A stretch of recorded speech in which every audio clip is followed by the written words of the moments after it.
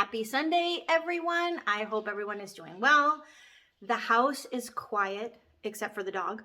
You can hear a pin drop. The boys are at Grammys. Lou is working this weekend, which is rare that we have both. So I have the house to myself, and I am working on our escape room this weekend. We have an annual trip that we do to Utah with friends and family, and we are doing it in April this year. I do also want to mention we are being very conscientious of what is going on. We are having everybody tested the day before with rapid testing, same day results. We're having that done. Plus, a lot of our group has been vaccinated or has had COVID. So that's kind of our predicament. But I just wanted to share that. So we have our family trip coming up. Parents and my brother are not going to be attending, which is a big bummer, but we do have 5 families, so 5 groups, 5 families that will be attending. So last year was my first year creating my own escape room, and I did it in a 1980s theme because I could probably do 100 escape rooms with the 1980s themes. It's just so much fun. This year, I'm gonna do a 1920s theme escape room. And I thought that, maybe we could make it a whole night. I've had Roaring 20s parties, so I have plenty of stuff that I can bring and props. And also I just thought it would be fun. Everybody could get dressed up. Our group loves to get dressed up and be crazy, so they can pull out their costumes. We can make a night of it, and then they can also solve some murder crime escape room mysteries. So I just wanted to try to bring you into my brain on how you can do this. It's going to be scattered. There's just no two ways about it. I'm sorry. It's hard to describe an escape room. If you have not been to an escape room, you need to go, maybe after crazy. If you haven't been to an escape room, they are so much fun. It's basically just they immerse you in a room that is themed, and there's clues and puzzles around. And the hardest part is you don't know what puzzle to start on because there's so many clues and things going on. So once you finish one puzzle, it usually unlocks a piece for you to solve the next puzzle. And you've probably been collecting items and seeing things. But what's tough about an escape room is you don't know what puzzle you have all the pieces to solve first. So there's a big key. And I'll explain that a little bit more as we go. I don't want to give too much away on my 1920s escape room this year, but I'm going to refer back to my 1980s one that I did last year so that things can actually make sense. Okay, so here's the process of how I get things going. So we've decided on our theme. I knew it was the 1980s. I have plenty that I can pull from.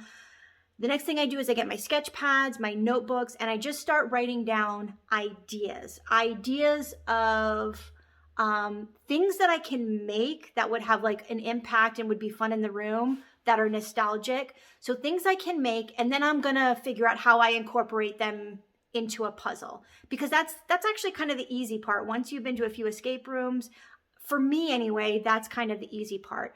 The challenge and the creative and the fun part is, what am I going to make that's going to be, that's going to be cool and kind of a statement. So I had the ideas of creating posters, number one, because those would fill up the walls and really get you into that nostalgic feeling. And then album covers came to mind because I could place those all over the room, and that would be a real inexpensive thing to create and a great puzzle piece. So that's what I did. I created some posters. I'll show you one of those. And I created about 16 to 20 album covers, just homemade. I got foam board from the Dollar Tree. You guys know by now, you should. I love that stuff. Or poster board. I created life-size album covers, and then I Googled the album cover images off of the internet, printed them to the right size, cost me less than $20. So that was number one. And I did a very eclectic mix of album covers. Now my posters. I had a couple other random posters that I just printed on my own home computer and work computer, things like that, of like Kelly LeBrock from the 1980s and a few other things that, you know, we hung you know, around the room to give it, again, that whole theme, nostalgic feeling. And then, so this poster behind me was actually one of my puzzle pieces. So you walked into the room, there was all these nostalgic items, there were posters on the wall, there were album covers askew, there were things like diaries and a backpack and as much 1980s vintage stuff as I could find. I also thrift store, which I'll get into that too. Oh my gosh, you can find such great pieces at thrift stores. So I went to thrift stores. I pulled out some Playboys from Lou's grandfather's collection from the 1980s. Anything I could do to make it, you know, to make it awesome. So this poster behind me was one of the keys to the room and the first puzzle that they had to solve. So I'll walk you through this before I show you the poster. In the room was also some binders, like, you know, backpack binder. In a binder, there was owned by Dr. E. Brown. I think he's the whatever the Back to the Future doctor's name was, it was owned by him. I had looked it up, but I forget. I think it was E Brown. So it was a chemistry periodic table. You guys remember that from chemistry class, the periodic table of elements? And it was all the elements. It was a color graph. And if you don't remember, each one has a code. Well, this poster was part of the first puzzle. And again, I created this myself. I just Googled photos and I did this in Publisher. You can also do this in Word. This is so easy to do on your computer. You just insert your photos one by one, then you can lay text over it. I mean, I can create one of these in literally 3 minutes. So I slapped all these different numbers together because an escape room is all about tricking people. And down at the bottom, if you will see, that says plutonium. Now this tripped up everybody because I thought it was pretty simple. When you're doing these games, you think they're pretty simple, but they're not. So plutonium is on the periodic table, which goofed up a lot of people because they didn't remember that and they had trouble finding it. So the first puzzle was actually the longest one for them to solve. So they had to realize plutonium, look up plutonium on the periodic table. There's a 3-digit code for all of the elements. And the first box, which they opened, which had a nuclear sign, you know, the big yellow nuclear signs, that was on the box to tie this all in together. And they had to put the 3-digit code into this box to open it, which I thought that was pretty simple. It wasn't, which was awesome to watch. So that was the first puzzle. Now in that box was another piece to the next puzzle. So now you remember the album covers that I made. So on each album cover was a word written in ultraviolet pen. Ultraviolet pen means they have to shut off the light and use the flashlight. This was the UV flashlight that was in their first locked box. I got this on Amazon for like $6. And then, so once they got this out of the box, they knew to shut off the lights. Now, with the album covers, my puzzle was, there was also a journal lying in the bed in a drawer somewhere. I hid it. And in that, it was a diary. And in that diary were journal entries. And it was like 1 through 10 or 1 through 8 or something. And those journal entries were actually song lyrics from one of the songs from the album. So this was a lot of fun. And again, I made it eclectic. So, you know, there was rock in there. There was like Journey, Madonna, Michael Jackson, Dire Straits, like David Bowie, but the most popular songs. You'd think this would be easy, but when you don't have the beats or the music behind it, this is very, very difficult. So this was a lot of fun to have somebody reading the journal, you know, the song lyrics to, you know, Madonna's Like a Virgin, you know, Lost Through the Wilderness, whatever it is. And somebody go, that's Madonna. So anyways, they put the albums in order according to the journal entries. Then they use the UV light. They shut off the lights when they've got it. And there's a message. There's a message all across the albums. And the last album has underlined a 4-digit lock, which was the words rock, which is this lock. And again, you can get these off of Amazon. I'll use these forever, but these will run you like about $10, the fancy ones. They put in their word rock, and that opened the next box. Now that stops me to the boxes. You're probably thinking, well, how do you lock things up, and how do you get boxes that you can lock up? So I'll show you a couple things. I love thrift stores. I love to go to thrift stores. I found this little guy at the thrift store, and he was perfect for the 80s theme, but for this theme this year for the 1920s, I'm going to repaint all of my boxes so they look with the theme. But I grabbed this guy from the thrift store, and then this little contraption right here, I bought off of Amazon. This is how you make your own little lock. It has a name, and I'm sorry, it's just not coming to me, and I don't want to waste time. But it's basically a hinge with this little piece where you put the lock through. So you can put any type of lock on it. Small ones with keys. You can put the ones with words. These are my 3 number ones. Here's a directional lock. That one's fun. Wait till I tell you what I did with this one. So all of these can fit on these little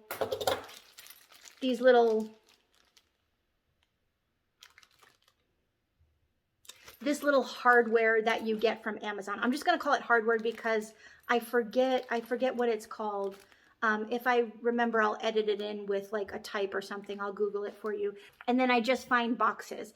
This one I grabbed from the thrift store. These, Michael's craft store, and I think Joann's, but I know Michael's is where I got these. These come with, they look like little suitcases. I know you've seen them. They sell them over by the photo boxes. How perfect are these? I added all these stickers. They weren't on there. And then again, you just add your hardware. You can hot glue it, super glue it. It doesn't have to be a forever thing. And I tell everybody before they start the game, it's homemade props. People, don't be yanking and tugging and trying to pry it open because it's homemade props. So you just warn everybody. And then I glue everything down, and it's pretty secure. So this one doesn't have it. I'm going to be putting that on in a minute. And then here's one that you can see from last year. My little hinge fell off. I just need to fix that. And here's my other little piece. So these are the boxes I get from Michael's, and I always use a 50% coupon, and it'll probably run you about 20 bucks, 15 bucks if you don't have a coupon, and half of that if you do. Okay, so we've gone over the boxes and the locks.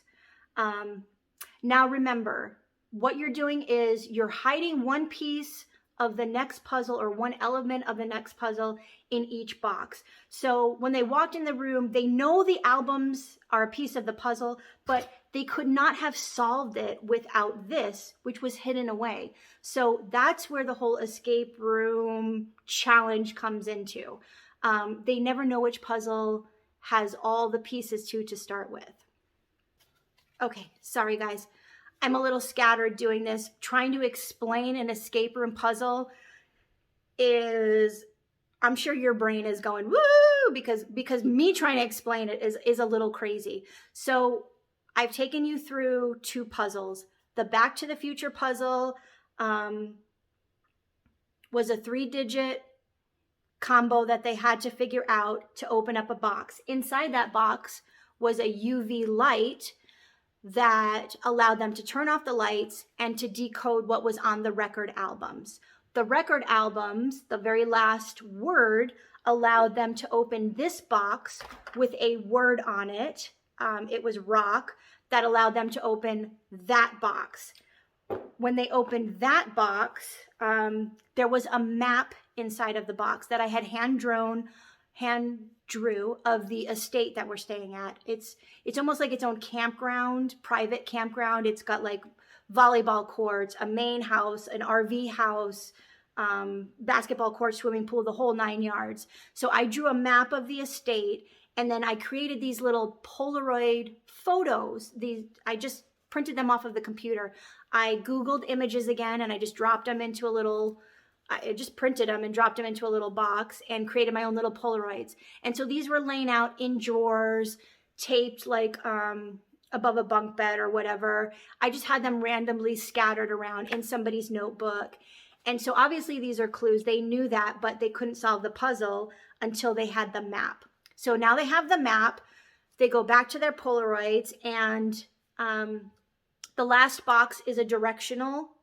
You can buy these. If you've never seen these, it's northwest, east, south. It's a directional one. So this correlated to the map. And every single Polaroid has a time. So 7:30 a.m., wake up. 9 a.m. camp breakfast at the main house. 11 a.m. is hit the courts, the volleyball courts. 4 p.m. was meet the group for a swim. And 9 p.m. was cocktails by the fire pit. So on the map, they followed each activity, and they went, and of course on the map it said north, south, east, west, and they plugged in their journey into the directional. And that led them to the buzzer, which, boom, their time ends. That was my escape room. Only 3 puzzles for that one. Definitely under an hour. The way that I do our escape rooms is there is no time limit. I don't put the hour time limit because I hate to be cut off if I want to solve something, right? I don't like that part of it. So it's unlimited, and they have unlimited hints. However, every hint adds 10 minutes to their time. And the way that I do it is we break up into groups. So the team with the best time is going to be the winner.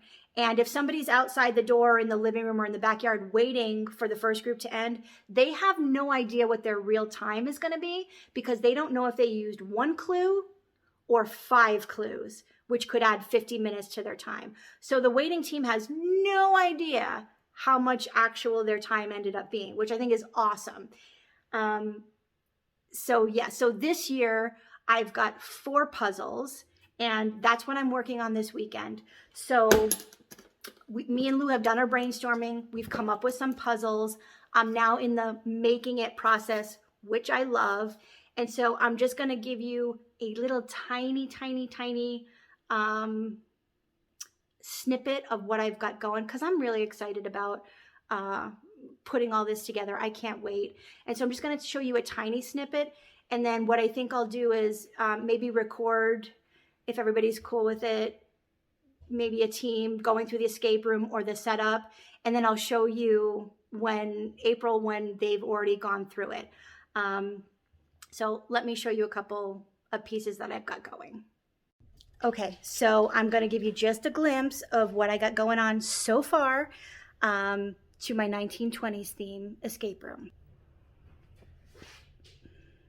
Okay, what we have here is my pads, my sketchbook is in the other room, but what I do on this big piece is kind of my final version. So I've got puzzle 1, 2, 3, 4, kind of all of my notes, and I'm going to get that down even smoother once I have figured out exactly what's going on. But this is just how I brainstorm and put everything together, how I kind of solidify my ideas on this piece. And then once I have everything figured out, probably a couple weeks from now, I'll do a notebook for myself just so that I can keep track while people are doing the escape room. Okay, so my idea behind this one is sort of a kind of on the idea of Clue, where you have to figure who did it, kind of with what in a way. I'm not going to give too much away, but somewhere on the idea of that. So they'll have to match the characters up with an item. Okay.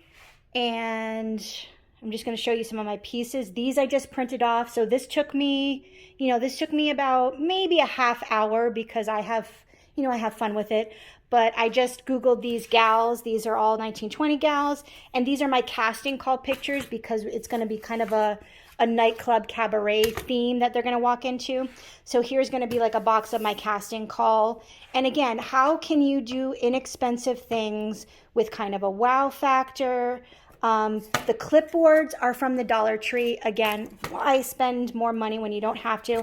And I just printed these from home. I just created these sheets from home. I guess it helps that I'm in marketing and I can do this stuff very quickly, but you can do this on a Word document. Just drop in your photo and your text and have fun with it. I almost forgot. I wanted to show you a couple of items, props and things for my game that I picked up from both the thrift store and the Dollar Trees. So check out this thrift store find. I'm so excited about this. This is an old school briefcase that I picked up for $4. Look at that. That is so cool. It obviously needs a good scrub. Lou's like, you better disinfect that. I'm like, oh my God. Yes, I will. It'll be scrubbed. It'll be beautiful. But I thought that was perfect for $4 to add to my props. And then I also just wanted to show you items again that I'll be using. Envelopes, Dollar Tree.